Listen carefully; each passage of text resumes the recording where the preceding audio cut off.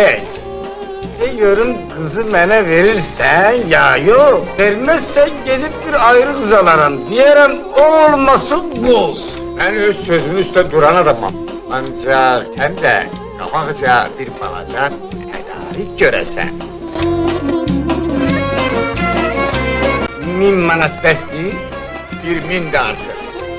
Şey, bunun bir ambanıza toy harcı. Doğrudur.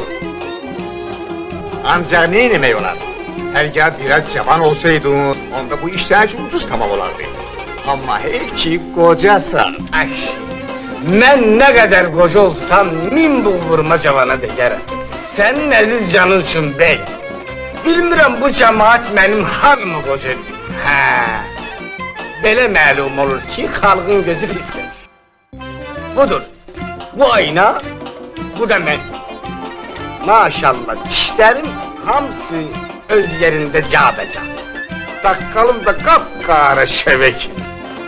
Şey, koca odur ki, kulakları eşitmeye, gözü görmeye. Ben ki elhamdülillah, kuş gibiyim. Maşallah diyeyim ki göz değmesin.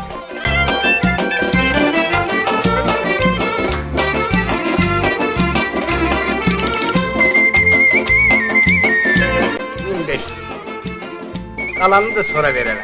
Ancak bey, ben bilirəm bir kızı görün danıştırım. Ne diyecekler? Zarafatla bir etek pul veririm. Bir bakım görün mal, nece mal. Verdiğim pullara değer mi? Hiç sözüm yok. Akşam buyur eve, hem söhbet ederiz, hem de madmazeli görersen.